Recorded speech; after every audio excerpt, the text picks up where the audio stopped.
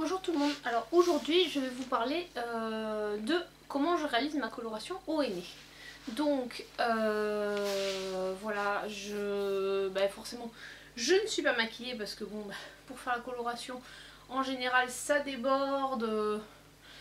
Donc quand je l'enlève je me mouille la figure et si je suis maquillée ça va faire des yeux de panda. Donc alors moi je la fais sur cheveux, je me lave pas les cheveux avant de la faire. Pourquoi? Parce qu'en fait j'ai le cuir chevelu assez sensible et si je les lave et qu'ensuite je fais la coloration, comme le henné a quand même tendance un peu à assécher le cuir chevelu, ça me démange. Donc pour éviter ce petit problème, je les pose sur cheveux sales, entre guillemets. Donc de quoi vous aurez besoin pour préparer votre coloration? Alors d'une balance de cuisine parce qu'en général il faut peser les quantités. Ensuite moi je le mets dans un récipient en verre, donc on déconseille d'utiliser tout ce qui est métal pour le henné. Ensuite une cuillère en bois pour faire le mélange. Alors après vous pouvez rajouter en fonction de ce que vous recherchez comme effet différents produits. Alors moi je rajoute généralement du miel, donc le miel a pour effet d'éclaircir les cheveux puisqu'il contient du peroxyde d'hydrogène qui est en fait la substance qui est utilisée dans les décolorations. Bon, en beaucoup moindre quantité déjà. Ensuite j'ai différentes huiles. Donc là au-delà c'est du beurre de karité, ça c'est de l'huile de coco et ça c'est un mélange de différentes huiles. Du henné bien entendu, alors en général du henné ou des plantes tinctorielles. Donc moi j'utilise de la camomille, du henné blond clair que je mélange avec du rapontique et du henné neutre, et j'ai également du curcuma. Voilà, donc je vous montre. Ils viennent de chez Santifolia, ça fait un moment que je les ai. Ils doivent être d'ailleurs un petit peu périmés, mais bon après ça reste des plantes, donc ça ne risque pas grand chose. Alors si vous voulez acidifier votre coloration avec du yaourt ou du jus de citron, il faut la préparer la veille. Sachant que l'effet de l'acidification, moi c'est vrai que je mettais du citron sans trop me poser de questions en fait. Mais il y a une raison, en fait quand on acidifie la coloration, cela permet... En fait ça permet de développer le pigment qui est dans la pâte colorante. Donc ça c'est pour... Enfin moi je suis plutôt sur du henné neutre donc ça ne me concerne pas trop. Et par contre l'utilisation de bicarbonate de soude, alors moi je prends du alimentaire. Donc là ça rend la pâte basique et ça permet d'ouvrir les écailles du cheveu. Donc que la coloration pénètre mieux. Donc après quand vous utilisez du bicarbonate c'est pour que votre coloration soit utilisable de suite. Ensuite de l'eau chaude, alors bon elle n'est pas à 100, hein, c'est ma bouilloire à thé qui est réglable, donc là elle est à 60. C'est juste pour avoir une eau assez chaude, sachant que ça refroidit quand même assez vite. Ensuite, alors en fonction de votre type de cheveux, de votre longueur, vous allez mettre plus ou moins de poudre. Donc là je prends, ça c'est ce que recommande Aromazone, ils mettent pour cheveux courts 100 grammes. Pour cheveux mi-longs 150 grammes et pour cheveux longs 250 grammes. Alors moi j'ai quand même les cheveux longs mais comme ils sont assez fins, 250 grammes je l'ai fait une fois et je me suis retrouvée avec beaucoup trop de pâte. Donc en général je mets entre 150 et 180 grammes. Sachant que vu que je rajoute d'autres choses dedans, voilà. Et par contre en termes de mélange, je fais pas un mélange 50-50. Je mets plus de henné neutre, un peu de henné blond et après je rajoute quelques plantes tinctorielles, le miel et les huiles. Donc voilà à peu près le mélange que je fais. Ensuite bon, je l'applique et je laisse poser, et en général je laisse poser au minimum 4 heures. Quand je peux, là il est déjà 11 h parce qu'en ce moment je me lève un petit peu tard. Quand je peux j'essaie de laisser poser quasiment 8 heures sur le cheveu pour vraiment avoir un cheveu qui est nourri. Alors là ça fait très longtemps que j'ai pas fait de henné puisque j'avais fait une décoloration, donc là je reprends un peu, sachant que de toute façon étant enceinte je préfère les colorations naturelles aux colorations synthétiques ou contenant des produits chimiques. Donc on va commencer avec le henné neutre. Alors hop, j'en ai un gros paquet. Donc c'était un paquet de 500 grammes que j'avais commandé. Donc il y a plusieurs sites que vous pouvez trouver, Aromazone, Centifolia. Moi j'avais commandé sur Centifolia, j'en avais été satisfaite. Et donc je vais verser cela dans ma préparation. Et je vais mettre à peu près 60 grammes, quitte à compléter ensuite. Je souffle parce que ça fait beaucoup de poussière. Comme c'est vraiment de la poudre. Hop. Donc voilà, hop, j'ai mis 60 grammes.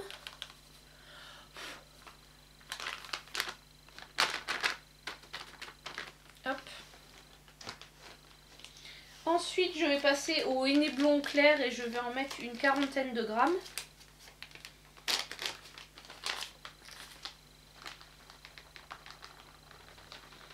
Donc là, on sera déjà à 100 grammes. Voilà. Hop, je mélange un peu les deux poudres avec ma cuillère. Alors bon, hop, voilà, je sais pas si vous verrez, mais le mélange, on voit les deux couleurs avec le henné neutre qui est beaucoup plus vert et le henné blond qui est un peu plus marron, on va dire. Donc on mélange bien l'ensemble. On essaie de pas trop en foutre partout. Alors ça ressemble vraiment à de la farine. C'est vraiment une poudre. Et ensuite je vais rajouter un peu de plantes tinctoriales. Commencer par la camomille. Et là j'en mets une dizaine de grammes de chaque. Après si vous voulez des couleurs plus rousses, plus brunes, etc. Vous pouvez rajouter du brou de noix, de l'indigo, voilà. Enfin en fonction de ce que vous voulez comme coloration. Voilà, alors, moi mon objectif c'est pas trop de foncer mes cheveux. C'est plus vraiment de faire un soin qui va les nourrir. Et apporter un petit peu de couleur. Alors par contre je mets également du curcuma, mais là j'en mets très peu parce que c'est très très jaune. Donc voilà.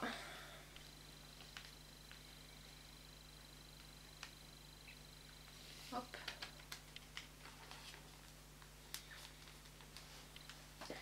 Et pour finir je mets du Rapontic. Donc voilà. Bon, ça fait longtemps que j'ai ces poudres, ça doit faire 1 an ou 2 que j'ai pas fait de henné. Mais bon après, pour moi c'est pas des produits qui se périment.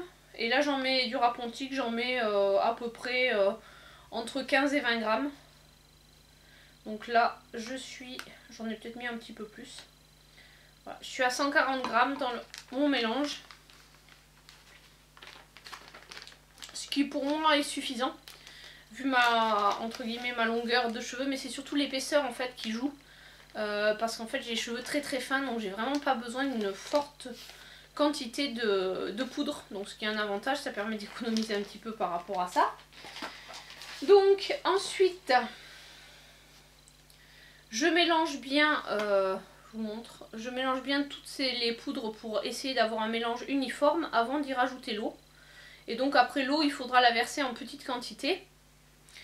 Voilà, pour avoir une pâte qui soit quand même pas trop liquide, mais suffisamment pour pouvoir l'appliquer. Donc il faut trouver vraiment le...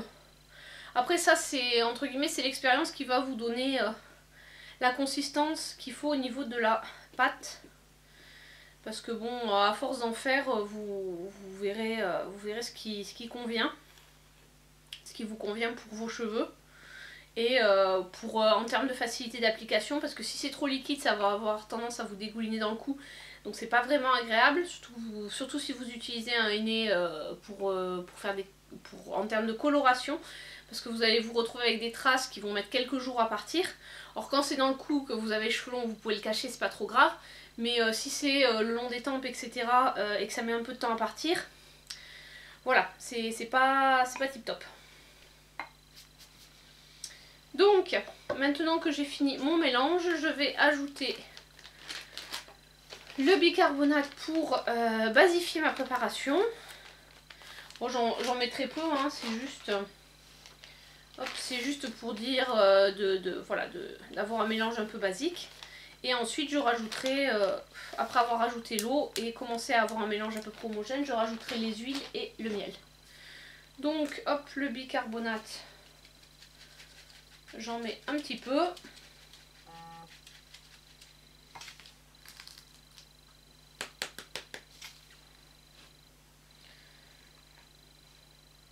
Et ensuite on va passer à l'eau. Hop, donc la balance de cuisine n'est pas obligatoire, mais c'est quand même vachement plus pratique pour avoir quelque chose de précis. Après il existe aussi des mélanges qui sont vendus déjà tout prêts. Des colorations naturelles qu'on peut trouver en magasin bio ou dans certains magasins orientaux, où on a déjà la pâte, enfin la couleur qui est, enfin le henné qui est déjà mélangé avec les plantes tinctoriales. Donc qui permet en fait, en fonction de la couleur qu'on veut, on achète le mélange qu'on souhaite. Alors ces mélanges là, moi je sais que je crois qu'ils font 80 grammes en général de contenance, donc je prenais 2 paquets. Voilà, qu'est-ce qu'il y a d'autre à dire sur ces mélanges là? Faire attention de ne pas prendre des mélanges qui contiennent des sels métalliques. Parce qu'on en trouve, alors pas en magasin bio, mais je sais que moi j'achetais souvent mes mélanges de henné en magasins orientaux. Et des fois on a effectivement du henné qui contient des sels métalliques, donc du coup qui sont propices aux allergies. Donc ça il faut mieux éviter. Donc je vais verser mon eau tout doucement. Et là maintenant, bon bah c'est comme une recette de cuisine. On mélange pour essayer d'éviter d'avoir des grumeaux. Bon après c'est moins grave d'avoir des grumeaux dans la pâte à henné que dans la pâte à crêpes. Donc pendant que le mélange est en train de prendre, je prépare mon mélange que je vais ajouter ensuite. Donc ça fait très longtemps que je ne l'ai pas utilisé et il a cristallisé mon miel. Hop. Donc celui-là c'est du miel que j'achète uniquement pour mes colorations. Donc je n'en mange pas. Voilà. Hop. Donc je vais mettre 2 ou 3 cuillères à café de miel dans la préparation. Hop.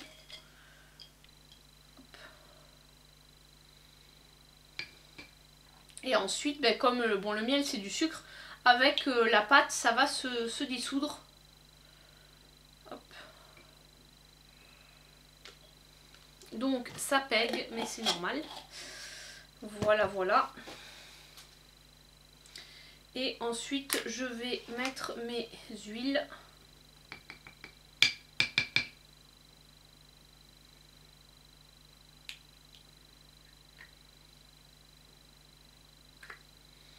Voilà, alors le beurre de karité ça fait très longtemps que je l'ai, je l'avais ramené de Côte d'Ivoire.